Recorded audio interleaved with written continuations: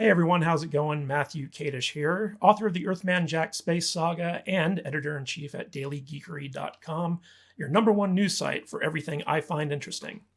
So today's big news is that the Game of Thrones series has won a record 32 Emmy Award nominations. And this is for the final season of Game of Thrones, season 8. So the biggest, most heavily criticized season of this series has broken a record with 32 Emmy Award nominations. And this is kind of a big deal, and I will tell you why. And it has to do with Hollywood CYAing, cover your butts, basically. But everyone knows that HBO is a heavy hitter in the TV space. They spend a lot of time, money, and energy courting these awards so that they can kind of tout them as credibility in terms of their choices for the shows.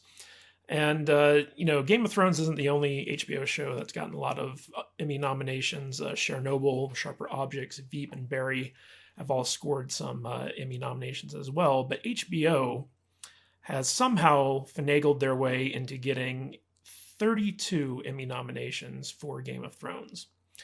And if you guys ever, there's a great YouTube channel out there called The Dragon Demands, and it's done by this guy who kind of keeps the Game of Thrones wiki updated.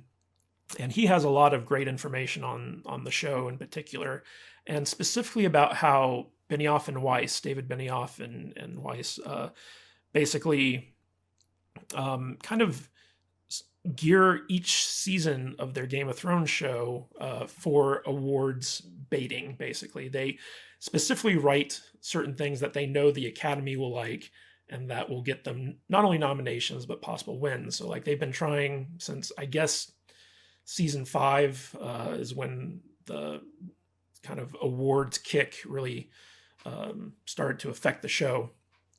Since season 5 onward, they've been trying really hard to get as many Academy or Emmy nominations and Emmy Awards as possible. And to the detriment of the show. I mean, it got to the point where if you watch any of Dragon Demands videos, he actually shows evidence of them specifically doing stuff just because they knew that it would, get a certain actor an award or something along those lines. So season 8 was probably one of the worst examples of this, where everything they seemed to do for season 8, as opposed to giving it a satisfying story, was geared towards getting some type of award and nomination.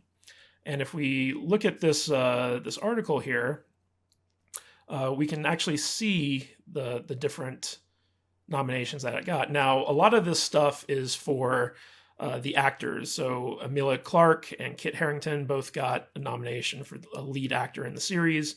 Then there were a couple of supporting actor and supporting actresses nominations. Even one for guest actress for Clarice Van Houten, who played Melisandre. And then there were a few other ones that we're going to get into here in a bit. I just want to say that, me personally, I've always been a bigger fan of the books than I have of the show for Game of Thrones. And season 8 was kind of like a big watermark because it really woke the general Game of Thrones fandom up to just how bad of writers David Benioff and D.B. Weiss are. And, I don't want to badmouth the show because I know a lot of people love it. And it certainly deserves a lot of technical Emmys, like stuff for directing, acting, costumes, set design, locations, like all this stuff. It was a very well-made show. Nobody is ever going to deny that. But it was also a very badly written show, at least from my point of view. And what I mean by that is that Benioff and Weiss kind of fooled everybody into thinking that they were good writers because the source material for Game of Thrones was so strong. The books that the show is based on, written by George R.R. Martin, are very, very good. George R.R. Martin is an excellent writer. He's a master at his craft, in my opinion. He's one of my favorite authors, basically. And all the stuff that people loved about the show that made the show basically the juggernaut that it was, things like Ned Stark getting killed, things like the Red Wedding, all that stuff, that was stuff that George R.R. Martin conceived of and plotted out and wrote. And Benioff and Weiss just took that from the page of the books and put it on screen. But the thing is that they got credited for that. People kind of attributed how great that stuff was that George R. R. Martin created, and kind of by association thought that Benioff and Weiss were just as good.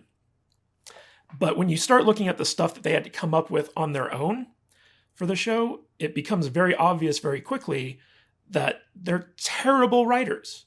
And season 8 was a perfect example of this. And they got a lot of backlash for season 8. Just, when the general public who are casual fans of the show can look at this season and be like, yeah, that's not a well-written season. You know that you kind of screwed the pooch. You screwed up big time. And so Benioff and Weiss have been getting a lot of backlash on this. And it's probably affected their egos, and it's affected, their next project, which is going to be, the Star Wars movies that they're doing with Lucasfilm. And, I'm sure a lot of people were sweating this backlash that they were receiving. And the terrible part about these Emmy nominations for the final season of Game of Thrones isn't so much that they don't deserve them, but it's that Benioff and Weiss are going to use these as justification to shrug off all the valid criticism that they got for their terrible writing on season 8. Because if you look at this, not only are Benioff and Weiss nominated for a Best Director in a drama series, okay, because they directed the season finale, or series finale, I should say, they're actually nominated for Outstanding Writing in a drama series. Marinate on that for just 1 second, okay? I mean, these guys, widely criticized for terrible writing all throughout the entire final season of Game of Thrones, and yet they get nominated for Outstanding Writing in a drama series for that very same season. A season that the public, by and large, can agree was poorly written, yet they're nominated for it. And I get the feeling that this isn't a question of a valid nomination. I get the feeling that this is something that was courted by HBO as a way to kind of protect these guys going forward. Because the way Hollywood works is if you're nominated for a big award like an Oscar or an Emmy, that gives you a lot of cachet within the industry itself. And it also gives you a lot of cover, because if you do something bad or crappy or whatever, you can say, well, they got nominated for an award, so it can't be bad. It can't be crappy. So Benioff and Weiss actually got nominated for being the best directors and the best writers on an original TV series. Now, their directing, take it or leave it. I felt like it was very self-indulgent, but it technically, it wasn't bad, I guess you could say. But the writing is objectively terrible. They have never actually turned in something that was original unto themselves, something that they came up with both conceptually and then put on the page that was actually good. All their good stuff for Game of Thrones came from George R. R. Martin and his books. It was just them copying and pasting from the book onto the screenplay software. So all the stuff that you can criticize Game of Thrones for in terms of its bad story, its bad characterization, stuff like that, was original to them. And the reason this is a big deal, and the reason why I'm harping on it right now, is because the fact that they've gotten nominated for their writing for an Emmy Award, which is the biggest award you can get for TV.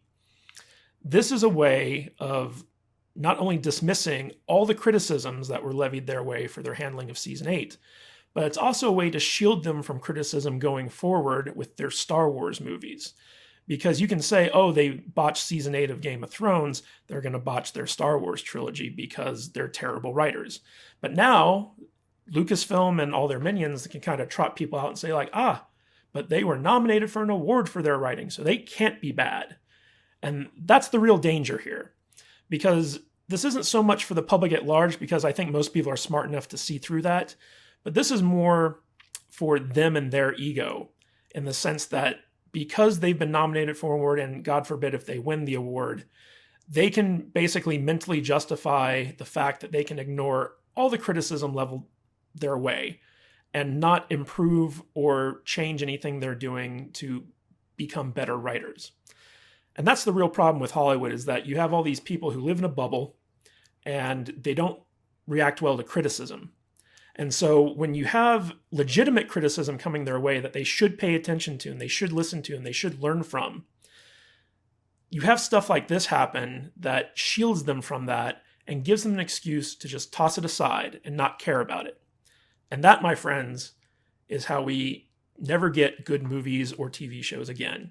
Because when people just ignore valid criticism, I'm not saying all the criticism is valid, but there was a lot of valid criticism coming from the general audience, people who aren't normally people who pay attention to this stuff very closely.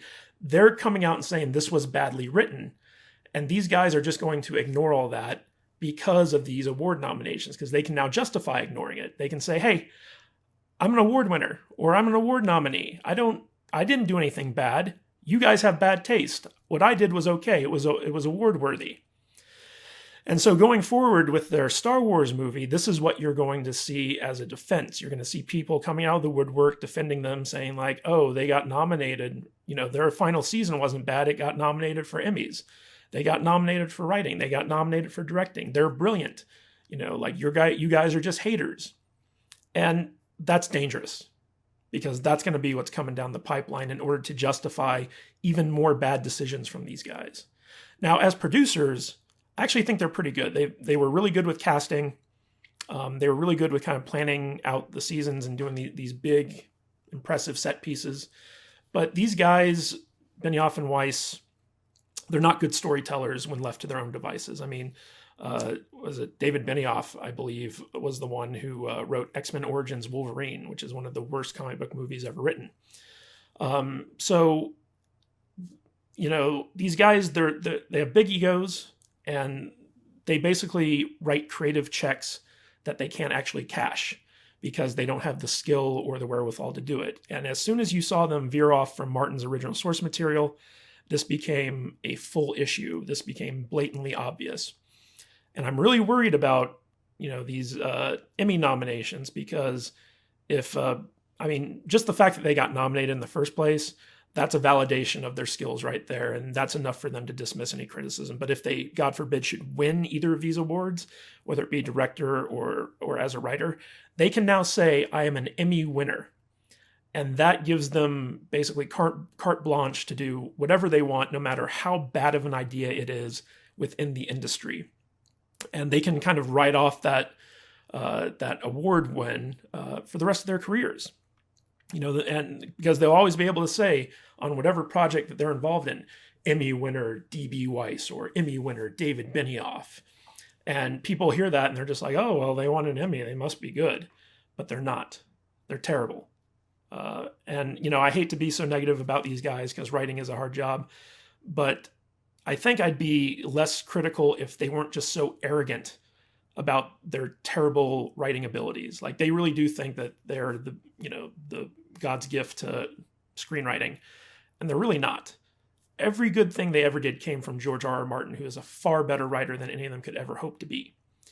And I really hope that people pay attention to this and don't let them get away with dismissing the criticism of their final season of Game of Thrones based off of these, what I think are kind of bought and paid for Emmy nominations, and God forbid if they win. All right, guys, so what do you think of this? Do you agree with the nominations for Game of Thrones? Do you agree that Benioff and Weiss are terrible writers? If not, why? I'd love to hear about it in the comments. And be sure to check out dailygeekery.com. It's a website I am updating on a fairly regular basis. I would love to have your support on it. Until next time, I'll see you guys later. This is Matt, checking out.